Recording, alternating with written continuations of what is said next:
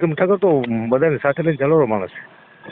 નાના માણસો માટે હવે લડવાની વાત છે. નાના માણસો એમ ન થવું જોઈએ. હકાબા ખાલી ચીન નાખવા માટે ટીવીમાં આવ્યા હતા. ચીન નાખવા નથી, હું લડવા માટે આવ્યો છું. લડવાનો શું પાકા પાય છે. બસ આરટીઆઈ કેવું છે, જેવા કેમેરા આવે મારી પાસે તો તું કેસ દાખલ કરવાનો.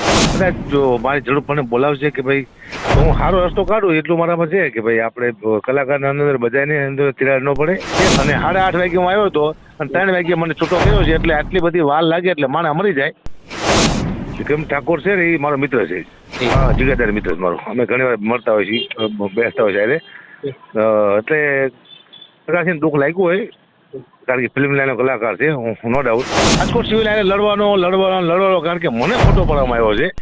હમણાં મેં કોઈ એવું બોલ્યું હતું કલાકારની કોઈ જાત ન હોય, પણ એ જે બોલ્યા છે એને હું કહું છું કે કલાકારની જાત હોય કે હું ગઢવી છું મારી જાત ન હોય, પણ નાયત ને જાત બે હોય. મારી જાત ને નાયત બે છે. હું હકાબા ગઢવી છું, હું ગઢવી જાત મારી જ્ઞાતિ છે એટલે મને ખબર છે મારી જાત છે. બીજા મને પત્ર નહોતો મળ્યો, મને આમંત્રણ નથી કર્યો એટલે હું કલાકાર લેવલમાં તો છું જ તે, બરોબર ને? તો હકાબા ખોટા ન હોય ને મારે એટલા માટે હું હમણાં એફઆઈઆર દાખલ પણ કરવાનો છું, કેસ પણ કરવાનો છું રાજકોટ સિવિલ હોસ્પિટલમાંથી. નમસ્કાર દર્શકો, સ્વાગત છે તમારું. હું દેવરાજ ઠાકોર આપનું સ્વાગત કરું છું. અને ચેનલ પર નવા હોય અને વિડીયો પહેલી વાર જોતા હોય તો અમારી ચેનલને સબસ્ક્રાઇબ કરી બાજુમાં આપેલ બેલનો આઇકન પર પ્રેસ કરી દેજો, જેથી કરીને આવનાર વિડીયોની માહિતી સૌથી પહેલા તમારા સુધી પહોંચાડી શકીએ. અને આજે વાત કરીશું કે ગુજરાતના અભિનેતા સુપરસ્ટાર વિક્રમભાઈ ઠાકોરની. તો જ્યારથી આ વિવાદ વિક્રમભાઈ ઠાકોરને જ્યારથી સન્માનિત ન કરવામાં આવતા વિધાનસભા ગૃહમાં, ત્યારથી આ વિવાદની શરૂઆત થઈ છે. અને વિવાદની શરૂઆત ત્યારથી લઈને અત્યાર સુધી વિવાદ દિવસે ને દિવસે વધી જ રહ્યો છે. ત્યારે આ મુદ્દો હવે વિક્રમભાઈ ઠાકોરને સમર્થન કરી રહ્યો છે. ત્યારે કેટલાક દરબાર સમાજના આગેવાનોએ પણ સમર્થન કર્યું, એસબી હિન્દુસ્તાનની ટીમે પણ સમર્થન કર્યું. ત્યારે વિક્રમભાઈ ઠાકોરના ચાહક મિત્રોએ પણ ક્યાંક ને ક્યાંક રોષ વ્યક્ત કર્યો. વિક્રમ ઠાકોરના ચાહકોમાં પણ ક્યાંક નારાજગી છે. ત્યારે અત્યારે આપણી સાથે ઓનલાઈન ઉપર હકાબા ગઢવી, જાણીતા હાસ્ય કલાકાર હકાબા ગઢવી અત્યારે આપણી સાથે ફોન લાઈન પર છે. અને હકાબા ગઢવી સાથે વાત કરીશું કે આ બાબતે હકાબા ગઢવીનું શું કહેવું છે. નમસ્કાર હકાબા ગઢવી, પહેલા તો આપનું સ્વાગત છે. ધન્યવાદ. જેવે શું કહેશો, આ કલાકારનો મુદ્દો જે સન્માનના મુદ્દાને લઈને જે સમગ્ર તેમાં ક્યાંક ને ક્યાંક અત્યારે આવ્યો છે, તો આપે ગઈ વખતે એક એવું પણ નિવેદન આપ્યું હતું મીડિયા સમક્ષ, જે લાઈવ કોલ લાઈન પર આપે એક નિવેદન આપ્યું હતું. મેં એવું કીધું હતું અને કદાચ જો મારી જરૂર મને બોલાવશે કે ભાઈ તો હું સારો રસ્તો કાઢું એટલું મારામાં છે કે ભાઈ આપણે કલાકારના અંદર બધાની અંદર તિરાડ ન પડે, ધ્યાન રાખવું જોઈએ. અને વાત થાય દુઃખ નહીં તો દુઃખમાં તો મને નથી બોલાય તો મને દુઃખ નથી લાગ્યું કે શું દુઃખ લાગવાનું આમાં. અહીંયા ક્યાં આપણા મામા દીકરા લગ્ન હતા ને આપણે રહી ગયા છીએ, ક્યાં 50-50 લાખ રૂપિયા આપી દીધા છે, આપણે રહી ગયા છીએ. એમાં દુઃખ શું લગાડવાનું? ન બોલાય ન બોલાય, પણ બોલાવશે તો જવાનું હોય. આમાં મોટી વાત છે ને. મારો મુદ્દો આવો છે, બાકી હરેક વ્યક્તિના વિચાર અલગ અલગ હોય છે. એ પણ આમાં તમને ક્યાંક એવું નથી લાગતું કે માત્ર કોઈ ના બોલાવવામાં આવ્યો હોય? વિક્રમ ઠાકોર છે ને એ મારો મિત્ર છે. હા, જિગાદાર મિત્ર છે મારો. અમે ઘણી વાર મળતા હોય છીએ, બેસતા હોય છે. એટલે પ્રકાશને દુઃખ લાગ્યું હોય કારણ કે ફિલ્મ લાઈનનો કલાકાર છે, હું નો ડાઉટ. પણ પરિવાર લોકોએ કીધું બોલાવાના છે, પછી આપણને સંતોષ થયો કે આ બધા બીજા હજી આ લોકો બાકી છે ને બોલાવાના. મેં તો સારું, ચલો. હવે આપ વિક્રમ ઠાકોરને આપ કેવી રીતે માનો છો? વિક્રમ ઠાકોર કેવી રીતના કલાકાર છે, આપ કેવી રીતે માનો છો? બહુ સારો કલાકાર, સીધો છોકરો છે. અને મેં તો ઘણા વાર મળ્યો છું. આવું કેમ દુઃખ લાગ્યું મને ખબર નથી પડતી. બાકી વિક્રમ ઠાકોર તો બધાને સાથે લઈને ચાલો માણસ છે. આ એક મુદ્દાના એક પોસ્ટ થી માત્ર આખી ગુજરાતની સમાજ, સમસ્ત ક્ષત્રિય ઠાકોર સમાજ, જે આપ જોઈ શકો છો કે એકત્રિત એક મંચ ઉપર થઈ અને એકતા સાથે જે બતાવ્યું, શું કહેશો? એક પોસ્ટ થી માત્ર આટલું કરી શકે તો વિક્રમ ઠાકોરને હવે રાજકારણમાં આવવું જોઈએ? હવે તો વિક્રમભાઈ નો વિચાર છે એને કયા મુદ્દાથી ખોટું લાગ્યું મને ખબર નથી, કેમ લાગ્યું છે મને ખબર નથી.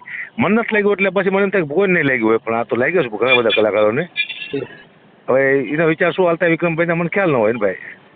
હવે આમાં એક બીજો પણ એક સવાલ થાય છે, જે વિક્રમ ઠાકોરે જે નિવેદન આપતા કહ્યું હતું કે કલાકારોમાં ક્યાંક બે જૂથ પડી ગયા એવું લાગી રહ્યું છે. આ બાબતે આપ શું કહેશો? ને આવું નવું ચાલશે, જૂથ પડી જાય છે ખરા. જો હવે ચાલતું થયું ને કે આ કલાકાર એક સમાજ નથી હોતો. ઘણી હમણાં મેં કોઈ એવું બોલ્યું હતું કલાકારની કોઈ જાત ન હોય, પણ એ જે બોલ્યા છે એને હું કહું છું કે કલાકારની જાત હોય કે હું ગઢવી છું મારી જાત ન હોય, કલાકાર એક સમાજનો ન હોય, પણ જાત તો હોય જ તે કલાકારની. વિક્રમભાઈ ઠાકોર છે, હું ગઢવી છું, બીજા પટેલ છે, જિગ્નેશભાઈ બારોટ છે, આ બધા હરેક કલાકારની જાત તો હોય. કદાચ થોડાક છે અમે અમારી જાત ન હોય.